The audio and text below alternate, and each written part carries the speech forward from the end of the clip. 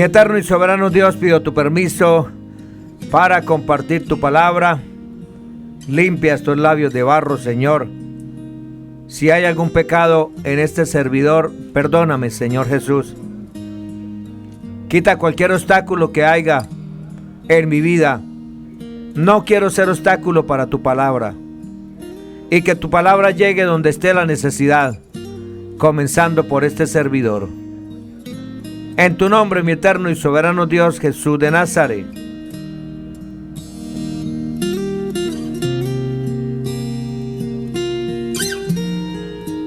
Ezequiel capítulo 2, versículos hasta el 19. Ezequiel 2, 1, 3, 19. Ezequiel fue elegido para ser el profeta de Dios entre los israelitas que, como resultado del juicio de Dios, habían sido llevados a Babilonia.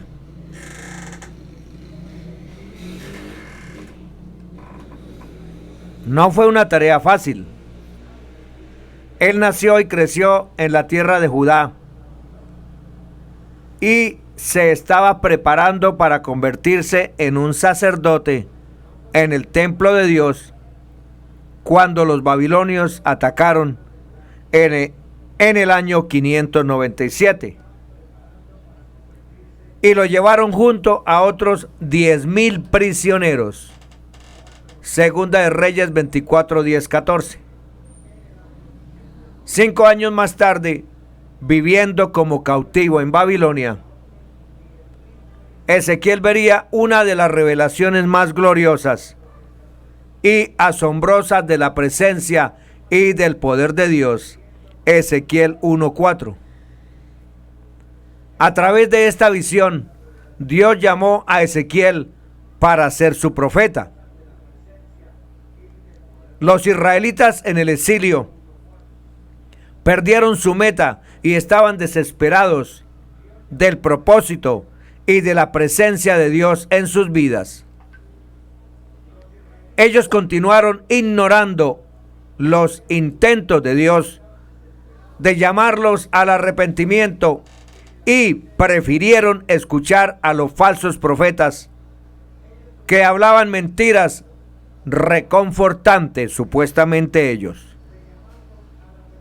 Aunque Ezequiel supiera que él enfrentaría a un pueblo rebelde y que él estaba seguro de que sufriría dificultades a causa de su mensaje, él fue fiel, eligiendo responder al llamado de Dios y predicar a un pueblo rebelde por 22 años.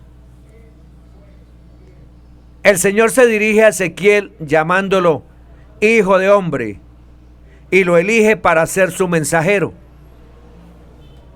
Dios animó a Ezequiel a no tener miedo, pues él tendría que realizar un ministerio muy difícil, declarando la palabra de Dios a un pueblo obstinado y rebelde contra Dios.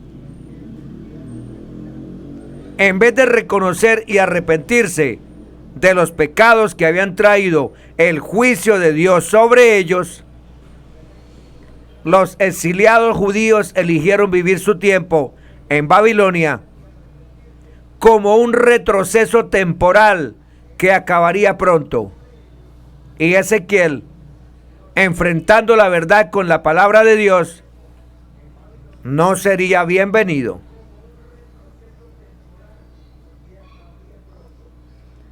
La respuesta del pueblo sería llena de odio y el amor de Ezequiel por Dios sería verdaderamente probado.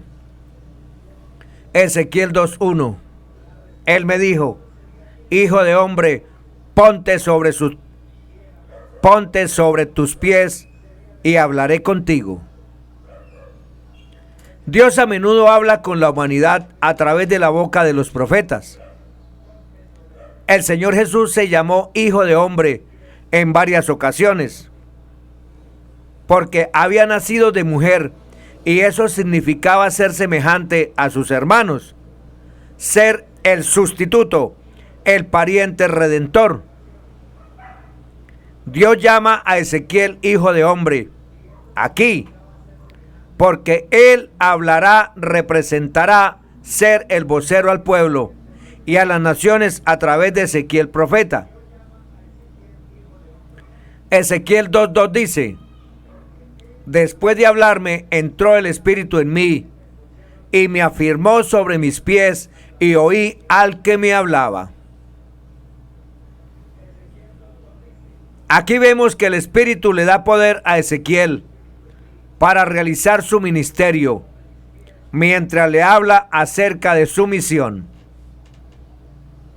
Encontramos varias otras ocasiones en el Antiguo Testamento donde el Espíritu vino sobre los siervos fieles del Señor, como en Números 24:2, Jueces 3:10, 1 Samuel 10:10, 1 Samuel 16:13-14, 1 Samuel 19:20, Segunda de Crónicas 15:1.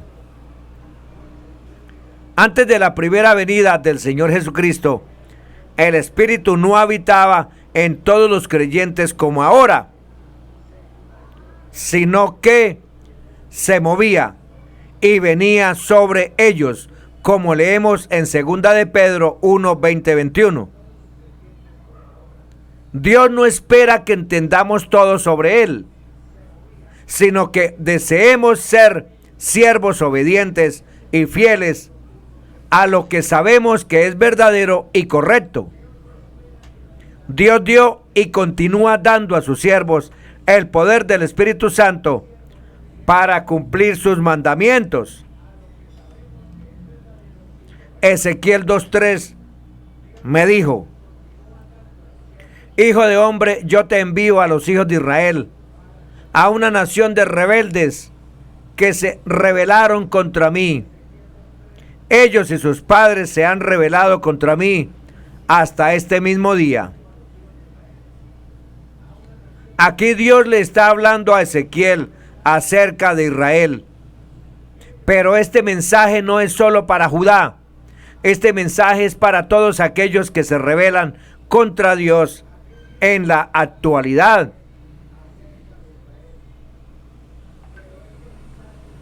Ezequiel 2:4. Yo pues te envío a hijos de duro rostro y de empedernido corazón, y les dirás: así ha dicho Jehová el Señor. Empedernido, en este caso significa despreciativo, insolente, y vemos que sus corazones se endurecieron. En consecuencia, debido a sus corazones empedernidos, Dios le dice a Ezequiel que les diga: así ha dicho Jehová el Señor. Dios quería que Ezequiel y la gente supieran que era Él quien los estaba advirtiendo.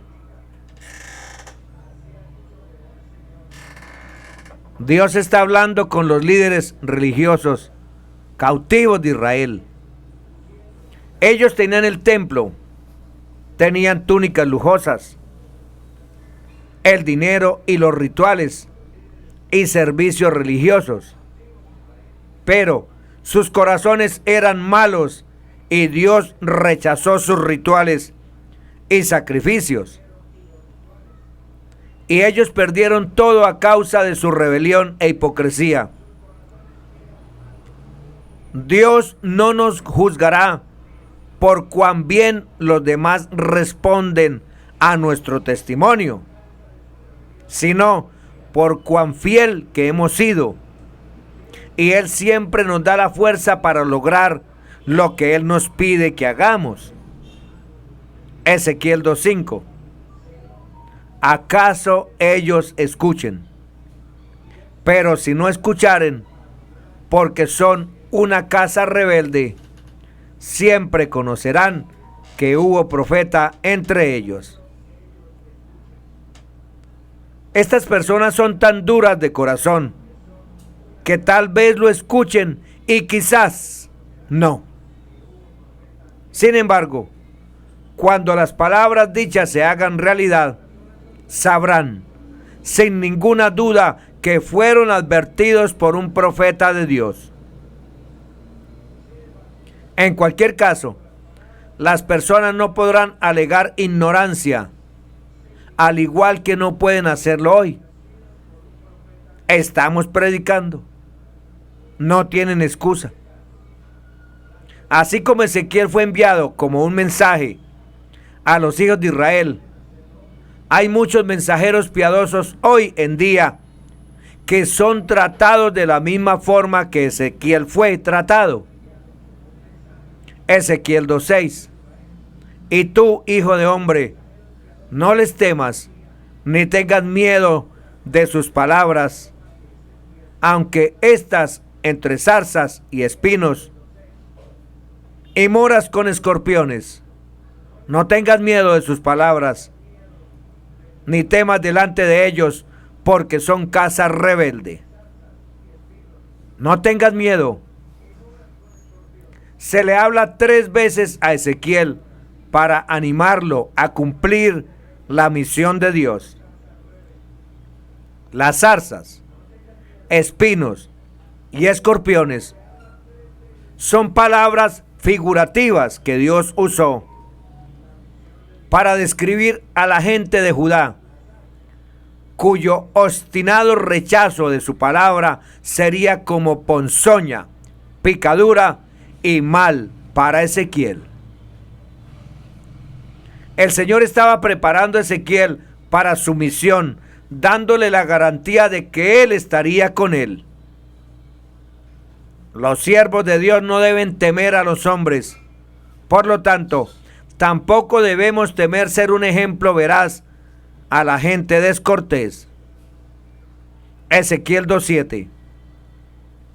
Les hablarás, pues, mis palabras. Escuchen o dejen de escuchar, porque son muy rebeldes.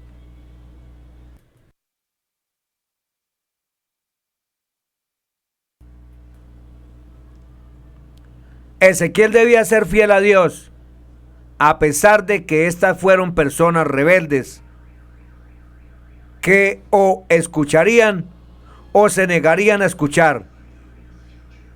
Él no debía dejar de traerle la profecía que Dios le había dado para ellos.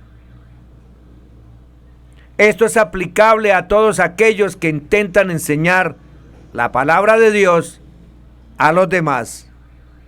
Debemos obedecer su voz y que el Espíritu que mora en nosotros nos da la fortaleza necesaria, tal como la dio a Ezequiel. El poder de Dios es lo suficientemente poderoso para ayudarnos a vivir para Él, incluso bajo mucha carga, bajo mucho dolor, bajo situaciones duras, difíciles, extremas o de mucha crítica. La rebelión en la Biblia es comparada a la brujería a los ojos de Dios. Los ministros y misioneros de hoy pueden traer la verdad a las personas y aún así ser rechazadas. Sin embargo, solo porque la gente no oye, no quita nuestra misión de enseñar. Así como fue dicho para Ezequiel, es nuestra obligación traer el mensaje de Dios a las personas y el Espíritu Santo hará lo demás. Ezequiel 2:8. Pero tú, hijo de hombre, escucha lo que te digo. No seas rebelde como la casa rebelde. Abre tu boca y come lo que te doy. Dios le está diciendo a Ezequiel que reciba este mensaje en su ser más íntimo. Él no debe ser como estos hijos rebeldes de Israel, que no aceptarán el mensaje de Dios. Nosotros también debemos leer la palabra de Dios todos los días y guardarla en nuestros corazones y mentes, y hacer lo que Dios nos ha ordenado.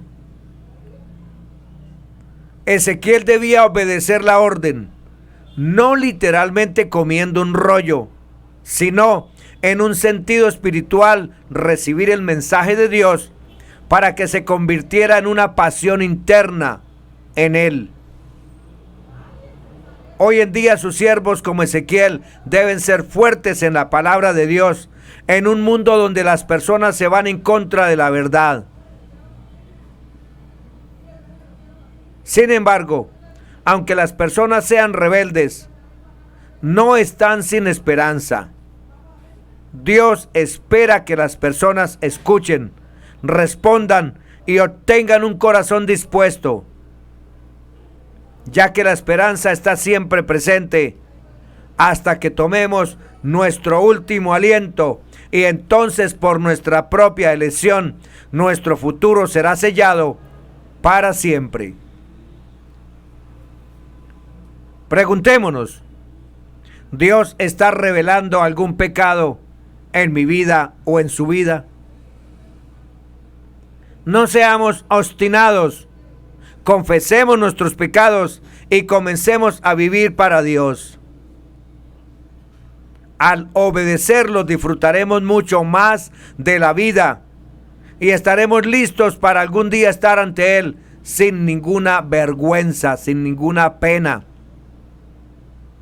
Cuando llegue ese día, nos encontraremos cara a cara con aquel cuyos ojos son como fuego ardiente y que ve en lo más profundo de nuestro corazón.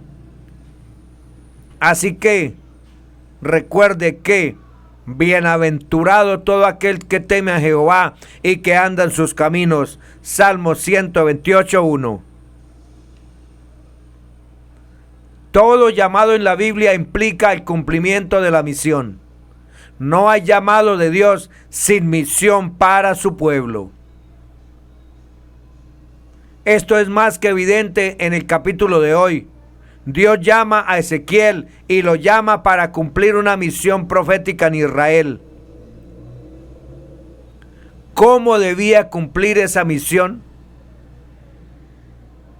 La Biblia es clara en este detalle y presenta algunas lecciones en el capítulo de hoy. Primero, oración. Levántate y hablaré contigo. No hay manera de ser un predicador evangelista si permanecemos sentados. Necesitamos levantarnos, ponernos sobre nuestros pies. Esto es actuar, acción, obrar. Hechos, no solo palabras. Levantémonos a orar a las 4 de la mañana. Necesitamos de una comunicación estrecha con Dios cada día. Segundo, Espíritu Santo. Entró el Espíritu en mí. La predicación del Evangelio o la obra evangelística es una labor espiritual y como tal necesitamos depender del Espíritu Santo. Sin el poder del Espíritu Santo, nuestra predicación será hueca, vacía, sin fuerza, sin influencia. Tercero, obra. Pues yo te envío. Versículo 3. La misión implica acción. Tenemos que estar dispuestos a ir de un lugar a otro. Estar dispuestos a dejar la comodidad de la vida para ir a un lugar donde quizás no haya las facilidades que hoy vives con el objetivo de predicar el Evangelio. Cuarto, la palabra de Dios. Y les dirás, así ha dicho Jehová. El evangelista no debe hablar sus opiniones o sus creencias. Nunca. Debe hablar lo que Dios ha dicho. Justamente por eso se le llama obra profética. No porque vaya a decir oráculos o profecías netamente, sino porque un profeta dice lo que Dios le manda, lo que Dios le ordena. Es decir, hablar la palabra de Dios. Quinto, valentía. No tengas miedo. Aunque estás entre zarzas y espinos y moras con escorpiones. Cumplir la misión jamás fue fácil. Juan el Bautista murió decapitado. 10 de los 12 apóstoles murieron como mártires. Juan murió deportado en Patmos. Muchos cristianos durante siglos murieron por la fe en el Señor Jesucristo. Quemados, aserrados, descuartizados, despedazados por leones.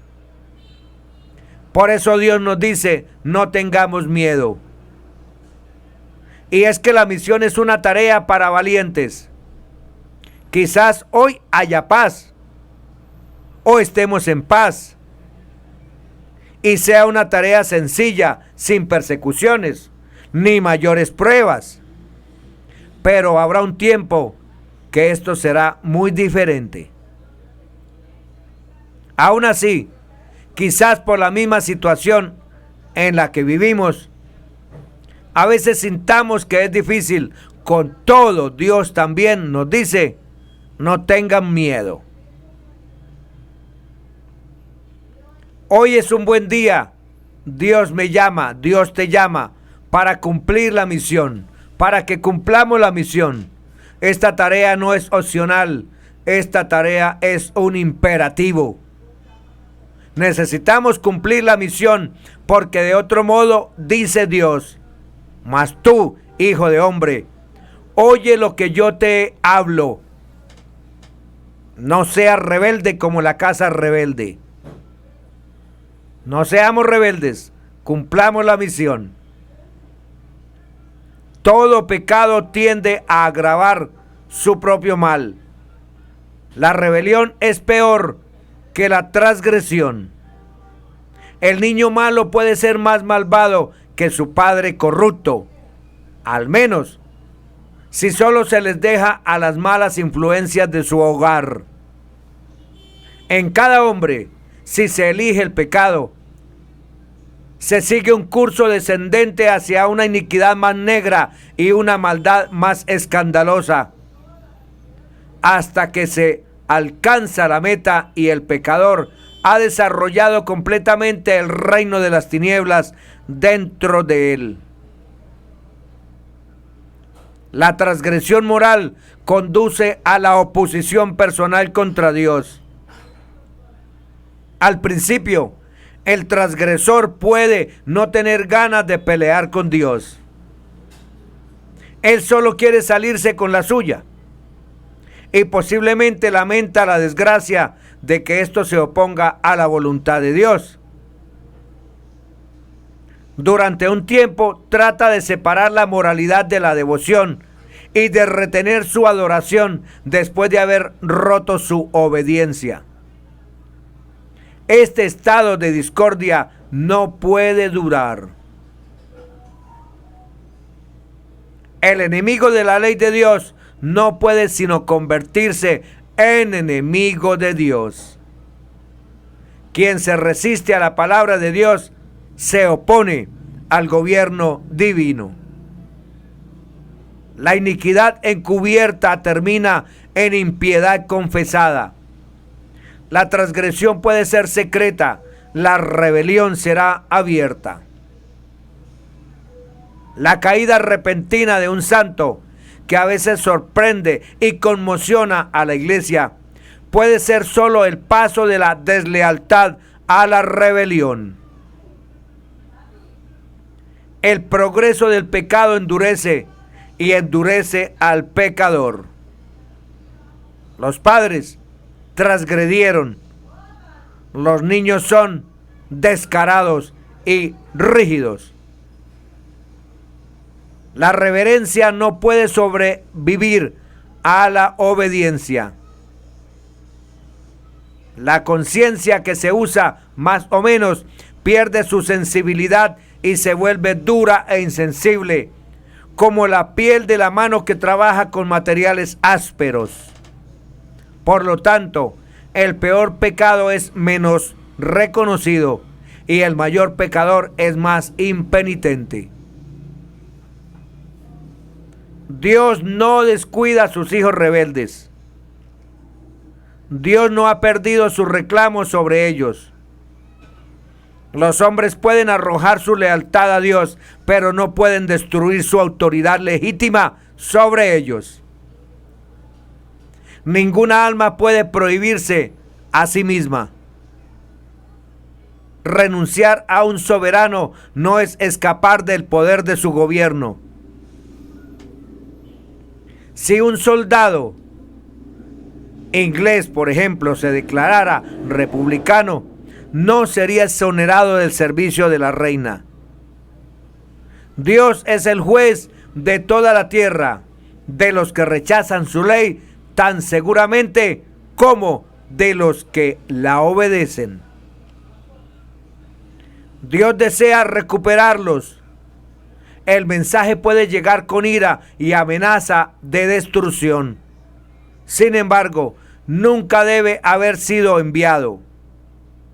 El embajador podría haberse salvado y un ejército vengativo enviado a la nación rebelde.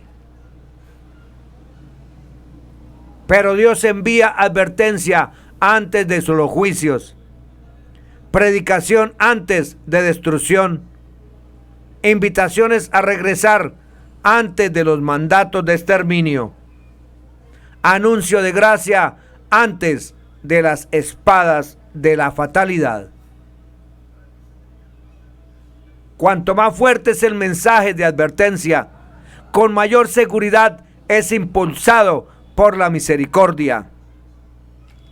Porque si se merece un castigo extremadamente terrible e incluso inminente, es una señal especial de la paciencia de Dios hacia el peor de los pecadores, que lo contenga con la esperanza de instar a arrepentirse de aquellos que han estado atesorando para sí mismos acumulación de ira.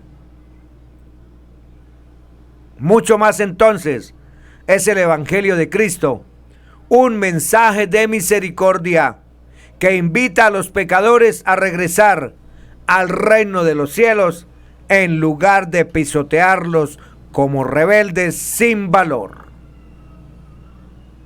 Bendiciones para todos, en el nombre que es sobre todo nombre, Jesús de Nazaret.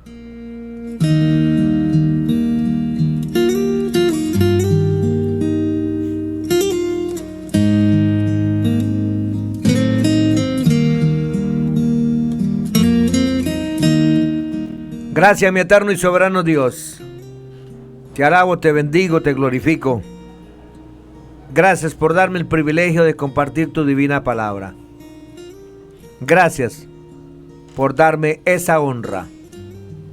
Gracias por hablarnos, Señor, y que tu palabra llegue a nuestras vidas. Bendito eres tú por los siglos de los siglos.